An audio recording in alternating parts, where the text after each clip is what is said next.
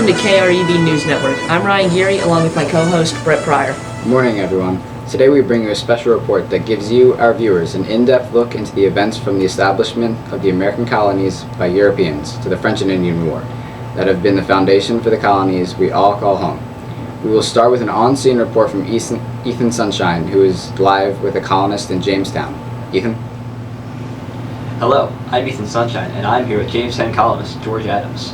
While we know that many countries came over to the New World for their own benefit and, for example, to build trading posts and send resources back to their homelands, they also came for other reasons. So, George, what are some of the other purposes for founding the colonies in the New World? Well, Ethan, I was a poor man back in England, so I came here looking for gold and wealth to become richer and just start my life over. Why do you think the government was willing to fund an expedition here? Well, I believe they were also looking for gold, but also for glory, because by funding all of these settlements, they showed that they have power, money. What about some of the other colonies and settlements? Do you know anything about them?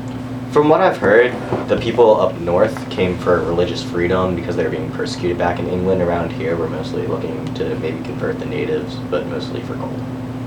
Thank you for your time, George. Now back to Ryan in the studio.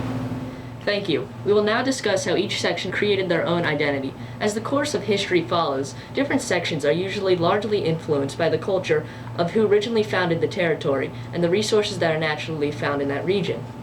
Exactly. For example, New England, being founded by the Puritans, was very religious, and since they could not farm very well, they relied mostly on their naval work, building ships and fishing. Whereas the middle colonies were originally founded by the Dutch, so they were more easygoing and racially and religiously tolerant. They were so tolerant that the people were actually allowed to intermarry with the natives. The final group was the southern colonies, who were the only colonies actually founded by the British government. These were less tolerant colonies and used natives as slaves. They needed these slaves to work their large fields to grow crops for the Caribbean. Wow, that seems like a lot of differences for places located all on the same continent. Yes, but I am sure you will be able to tell us there were just as many differences economically and socially throughout the colonies. Well, of course, economically, the North was centered mostly around naval things, such as fishing and shipbuilding. They also produced a lot of lumber.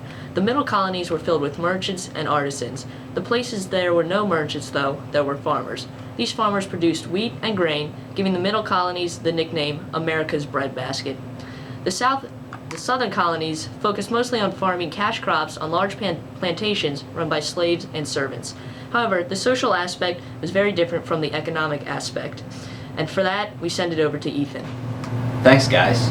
As reported earlier, the social aspect was very different. Socially, the New England colonies were made up mostly of white Englishmen looking for religious freedom. Religion was the main focus of people's lives and even had a large effect on the government. The middle colonies were mostly a melting pot of many different ethnicities. Only about half of the people there had English roots. Since they came from many different places and there was not one sole religion, the people were very tolerant of all religions. Lastly, the southern colonies had the fastest growing population of the three, for one big reason. Since there were plantations in the south, many slaves were brought over to the southern colonies to work on plantations. As a result, the south has a lot more people living in it than the middle or New England colonies. Guys, back to you in the studio.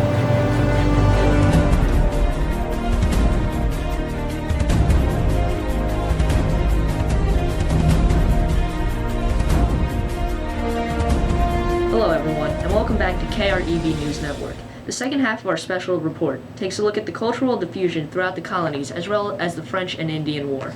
That's right. To start off, culture in the South was largely based off slavery, and the spread of prejudice and racism was very common. Many worked hard hours on plantations, dealing with cash crops. However, up in the middle colonies, it was different. The liberalism and tolerance played a big role in the diversity of American culture. They would be responsible for the many ethnicities and religions that would come to form the colonies. The liberal way of life in the middle and some southern colonies helped to halt the spread of strict Puritanism from the New England colonies. As a result, New England would eventually adopt culture like that of the other colonies. And that leads right into the next topic on today's special, the French and Indian War. These cultures would be forced to come together during the war as the colonies fought against the common enemy of the Native Americans and the French. The major point of conflict in this war was the Ohio River Valley. This area was claimed by both countries, yet very few people inhabited the land.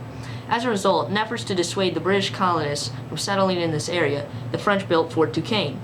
However, the construction of this fort upset the British governor, Robert Dinwiddie. Now we will send it to our field reporter, Ethan, who will pick up the story from there. Hello. As a result, Dinwiddie sent troops commanded by George Washington to remove the French from the area. Washington's troops at first defeated a very small French force, but then had to surrender when they were counterattacked at Fort Necessity. His defeat started what would become the 7 Years' War and caused fighting to occur in every part of the world where Britain and France had disputed land claims. Now I'm here with Governor Dinwiddie. So, Governor, besides that, what else do you think caused the war to erupt? Well, the Indians were in a good position with us and the French fighting over the disputed lands, and they realized it. However, over time, they started to support the French and allowed them to build forts on the Great Lakes and up and down the Ohio and Mississippi rivers. So, Governor Dinwiddie, why do you think they supported the French and not you? Well, first off, they began to feel threatened by us.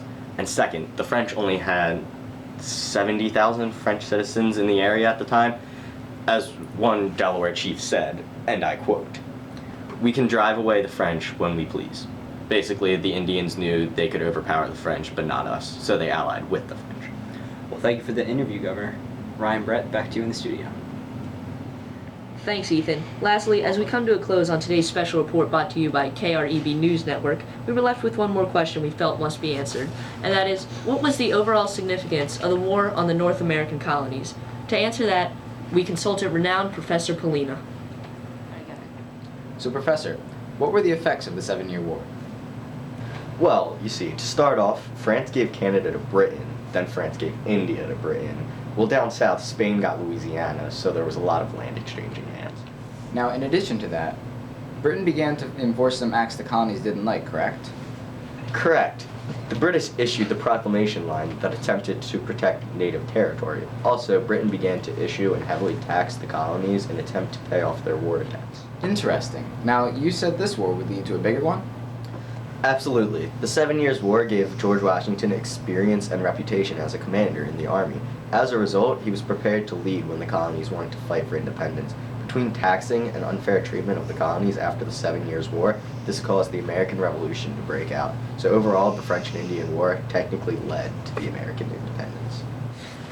Well, ladies and gentlemen, that concludes our special report. We hope you enjoyed it. For myself, my co-host Brett, our on-scene reporter Ethan, and all of us here at KREB News Network, thank you for watching and have a great day.